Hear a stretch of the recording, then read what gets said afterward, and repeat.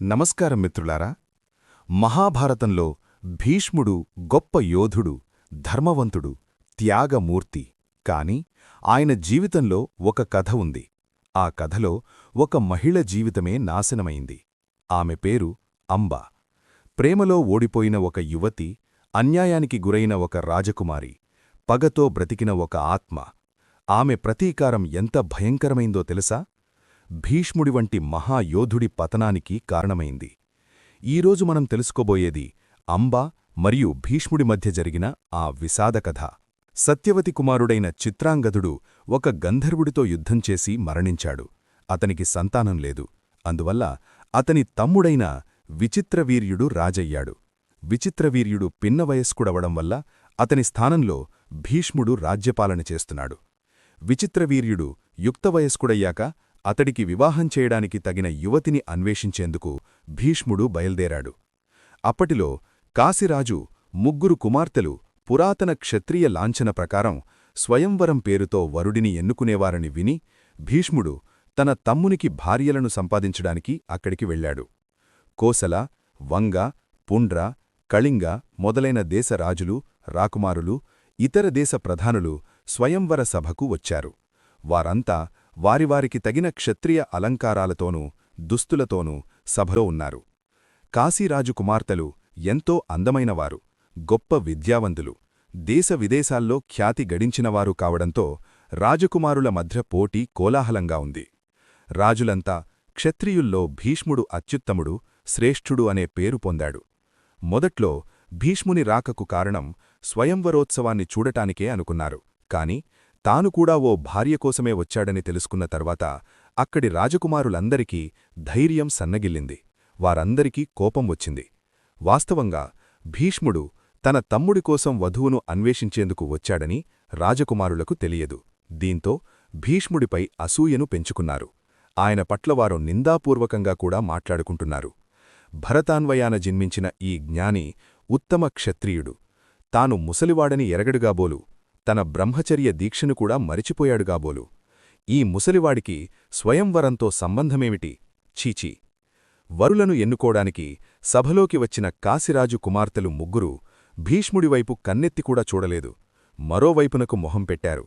ఆ భీష్ముడికి తీవ్ర ఆగ్రహం వచ్చింది. స్వయంవరానికి వచ్చిన రాజకుమారులను తనతో పోరాడి వీరత్వం చూపాలని అరుస్తూ వారందరినీ వరుసబెట్టి ఓడించాడు. ఆ 3 యువతులను తన రథముపైన హస్తినాపురం తీసుకువెళుతున్నాడు.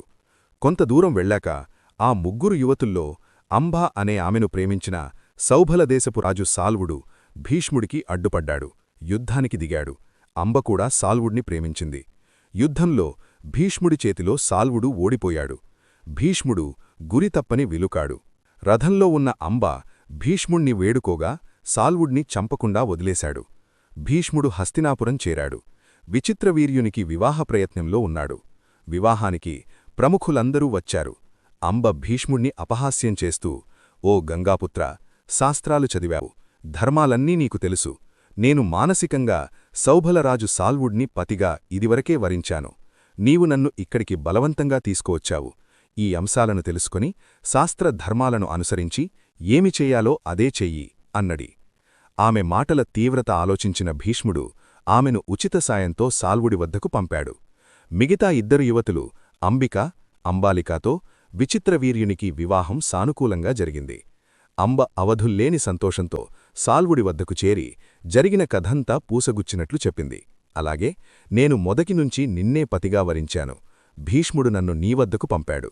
శాస్త్రోక్తంగా నీవు నన్ను వివాహమాడాలి అన్నది. భీష్ముడు అందరి మధ్య నన్ను ఓడించి నిన్ను తీసుకునిపోయాడు. అలా నాకు అవమానం జరిగింది. కనుక నేనిప్పుడు నిన్ను భార్యగా స్వీకరించబోను. భీష్ముడి వద్దకే వెళ్ళు, సాల్వుడు ఆయన ఎలా చెపితే అలాగే చెయ్యు అంటూ అంబను భీష్ముడి వద్దకే పంపేశాడు. అంబ భీష్ముడి వద్దకు వెళ్లి జరిగినదంతా చెప్పింది. భీష్ముడు విచిత్రవీర్యుడి వద్దకు వెళ్లి అంబను పెండ్లాడవలసిందిగా కోరాడు. ఎప్పుడో తన హృదయాన్ని ఇతరులకు ఇచ్చిన యువతిని తానెంతమాత్రమూ వివాహమాడబోనని విచిత్రవీర్యుడు చెప్పాడు. చివరికి అంబ భీష్ముణ్ణే తనలు వివాహమాడాల్సిందిగా కోరింది. ఆ పరిస్థితుల్లో ఆమెకు మరో మార్గం కనిపించలేదు. అంబ పట్ల భీష్ముడికి ఎంతో సానుభూతి, దయా కలిగాయి. అయినా తన బ్రహ్మచర్య ప్రతిజ్ఞకు భంగం కలిగించలేకపోయాడు. మళ్లీ విచిత్రవీర్యుడి వద్దకే వెళ్లి అంబను పెండ్లాడవలసిందిగా కోరాడు. అది నిష్ఫలమైంది.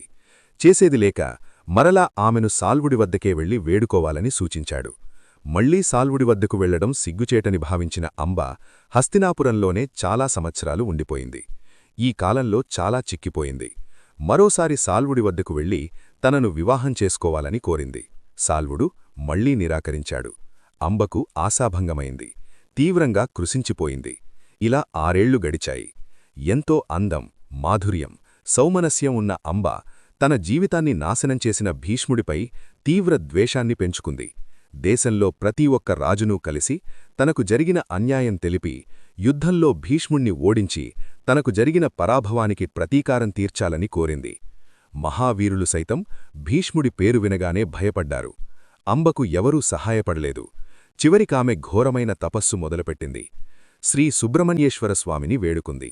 స్వామి ప్రత్యక్షమై ఎప్పటికీ వాడని పద్మపూల మాల ఇచ్చి, ఈ దండ ఎవరు ధరిస్తారో వారు భీష్ముడికి శత్రువవుతారు అని అంతర్ధానమవుతాడు. అంబ ఆ పూలమాలను తీసుకుని మరలా ప్రతి రాజకుమారుడి వద్దకు వెళ్లి ఆ మాల సుబ్రహ్మణ్యస్వామి ప్రసాదించిందని, దాన్నెవరైనా ధరించి భీష్ముణ్ణి చంపి తన వేదనను పోగొట్టాలని కోరింది.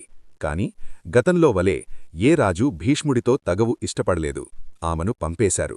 చివరికామె ద్రుపదరాజు వద్దకు వెళ్ళింది. అతడు భీష్ముడితో విరోధానికి ఒప్పుకోలేదు.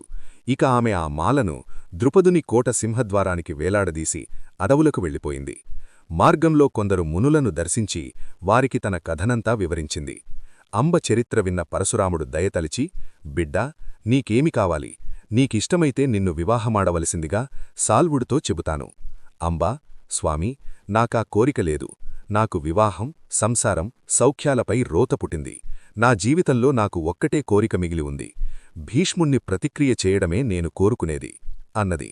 పరశురాముడు ఆమె దీనావస్థను చూసి భీష్ముణ్ణి చంపడమే ఆమె లక్ష్యంగా ఉందని, క్షత్రియులతో తనకున్న వైరాన్ని దృష్టిలో పెట్టుకుని భీష్ముడితో యుద్ధానికి దిగాడు. ఆ యుద్ధం చాలా సంవత్సరాలు జరిగింది.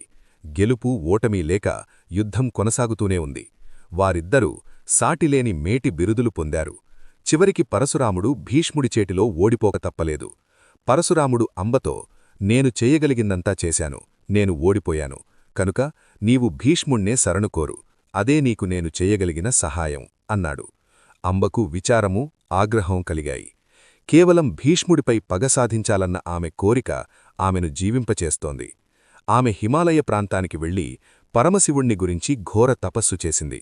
శివుడు ఆమె ముందు ప్రత్యక్షమై తర్వాత జన్మలో ఆమె భీష్ముణ్ణి చంపుతుంది అని వరమిచ్చాడు. తాను కోరిన ముఖ్య కోరికైన భీష్ముణ్ణి చంపడం, తర్వాత జన్మ వరకు పొడిగింపబడడం ఆలస్యమవడం ఆమెలో క్రోధాగ్నిని పెంచింది. అంబ అగ్నిని రాజేసి ఆ మంటల్లోకి ఉరికి మరణించింది.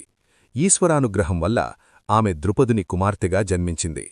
కొంతకాలం తర్వాత తాను పూర్వజన్మలో కోట గుమ్మానికి కట్టిన పద్మమాల అలాగే ఉండడం చూసింది. భీష్ముడి భయంతో దాన్ని ఇతరులెవరూ ధరించలేదని తానే మాలను మెడలో వేసుకుంది. ఆమె పుష్పమాలను ధరించి కోరి అపాయం తెచ్చుకుంటోందని, భీష్ముడి ఆగ్రహాన్ని తాను చవిచూడాల్సి వస్తుందని భయపడి కుమార్తెను ఆమె తండ్రి బహిష్కరించి అడవులకు పంపాడు. అంబ అడవిలో చేసిన తపస్సు ఫలితంగా శిఖండి అనే నామకంతో వీరపురుషుడయింది.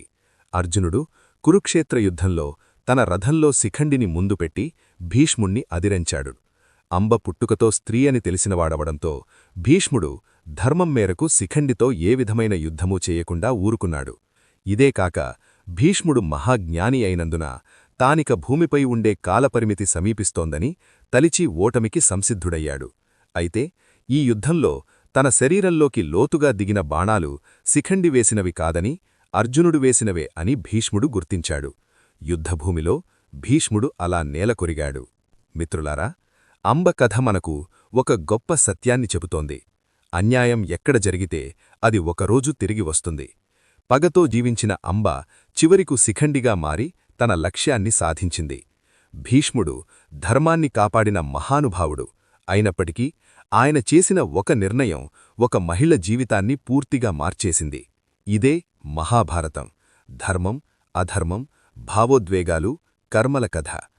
మీకు ఈ కథ నచ్చితే లైక్ చేయండి, షేర్ చేయండి. మరిన్ని మహాభారత కథల కోసం సబ్స్క్రైబ్ చేయండి.